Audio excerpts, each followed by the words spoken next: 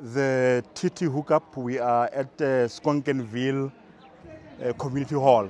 We are with the Ward 13 Councillor of the Ngwathe local municipality, Mbuyiselo Tyumbu.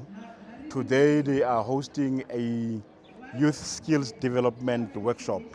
Could you tell us more about what you guys are doing here today? Thank you, my brother. Today we are here in Skonkenville Hall with different stakeholders. That we are talking about the skills development program, we are talking about the skills that the departments have, the learnership that the departments have in the private sectors. We are aware that the problem that the departments are not coming to us. So the departments are expecting us to come to them. So we have gone to the departments to seek for assistance in terms of the development of our youth, because our youth are not working. They are unemployed. They are graduates, they are matriculants, and those ones who have not finished the matric. But they have skills that they can pledge somewhere in their departments or in any spheres of government.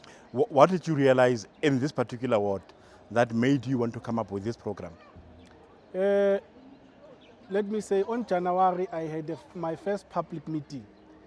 My community said to me, Councillor, things are happening, we can see the service delivery is there, the water challenges, at least we get water sometimes then and there.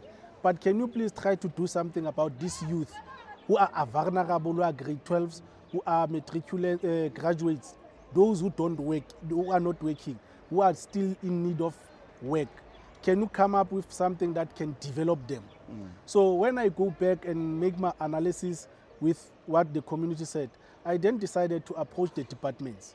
To say in the departments, there are those skills that they are producing or they are giving to community. And there are those learnerships that are there, but they are not giving it to community now because there is no one going there. So when I approach them one by one on my own, because my community gave me a clear mandate around that thing. And for a participant who came here today, what skills do you think that they will walk away with? Skills that, in particular, the most critical information is that when we do CVs, we just do CVs for naming a CV. We don't know what entails the CVs specifically.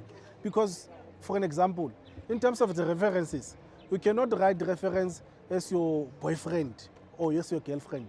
It needs you have education, a teacher or somebody else, at least someone. If we don't find you on the numbers that you put there, we can find you somewhere. Also, the CVs, personal details and qualifications. Some of the youth, when they do CVs, they don't put qualifications. They just say grade 10, grade 11, and also the CVs, other CVs, they don't even have a photo of a copy of ID. So one of the things that the guys learned from here is how to prepare themselves for interviews. Yes. And how to prepare CVs. Yes. Because as you say, that some of the CVs are incorrectly written, Yes. and therefore that's why they find it difficult to get jobs. Yes. Is what some of the stakeholders that you've invited in here say about the kind of CVs that they receive from the people? Yes, it's one of the stakeholders that say so. Because the important is the CV, the writing of the CV, the interview. Because when you go to interview, sometimes you just go for interview to say, I know, it's not me. But the character, how they must speak to you when you go to the interview. That's number 2. Number 3, the skills that they want and that they require to people who applied previously. They were clear about that. And also we have a help desk here in Skonkenville Hall now that teaches people how to write a proper CV. They are doing it inside, and there are those ones who are doing the CVs and they are printing them for the community members to apply. Are they doing it specifically for this program today, or is it an everyday thing? Basically, the program, it started in January. I started the program alone as a councillor of this ward. The initiative that they took it from me to say, we want to take your initiative further. We must not just cut this initiative today. We must do it further, because we have weeks where we'll be having a skills development in terms of computer training. We'll be training young people in Skonkenville for computer. It's a basic from top to bottom, yes. Now, one other thing, Councillor Tyumbu, that has been said about South Africa is that it is a jobs-scarce country, and people are being encouraged to start businesses. Is there something that you are doing to help the young people to be able to start these businesses successfully? My brother, I can safely say to you, this year is here. We also want to interview. This year speaks loud in terms of the businesses, in particular of young people. And this year they even make mention to say, we have funding for young people businesses. Let's come out in numbers and register our businesses. So moving forward for those businesses, because there's registration fee that is required. As a councillor, I will be combining all those people who wants to be in business. From my own pocket, from my own salary, I will be paying those registration fees for my community to have business. And lastly, how many stakeholders participated in this program today, and how many did you invite, and how many did not come? Fortunately, all stakeholders I invited, they are here. That's nice. I've invited the STIA, Social Development, Employment and Labor. I've invited Damlachte. Damlachte is here with Ilikwa. The companies, private sectors that are here, it's your banking. Your FNB is here. They were here giving people gifts.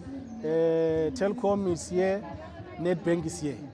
So I've invited all people who those are invited. They are here. No one said I'm not coming. They are all present, including the media.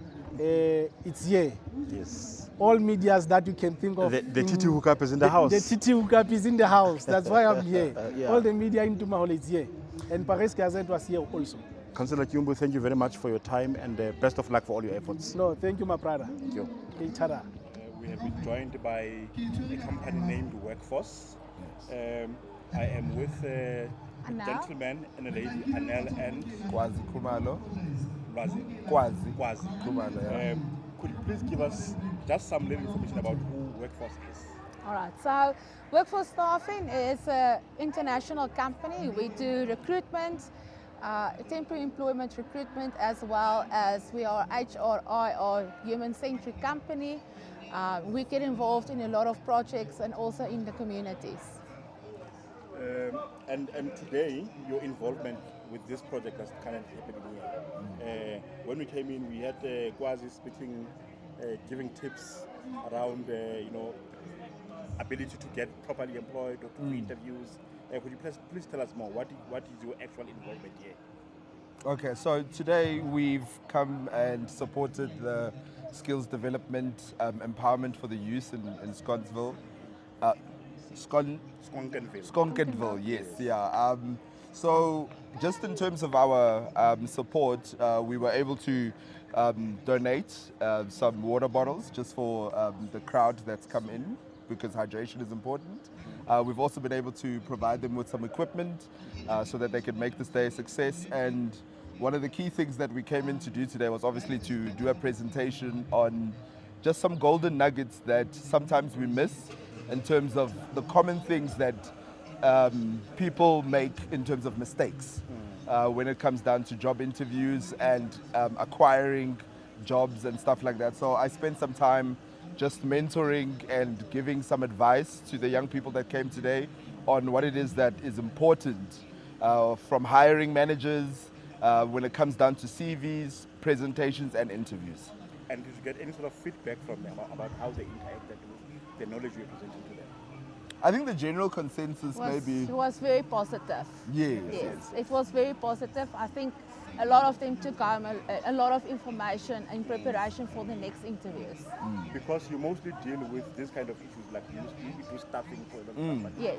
Do you find that a lot of candidates are not readily prepared for interviews when they go to them? Exactly. And Very true. that is why we talked about it today, so people can be more aware of what is expected of them when they go for interviews. Yeah. All right, thank you very much, Anel and Ngwathe from Workforce. Thank you Thank so you much. so much.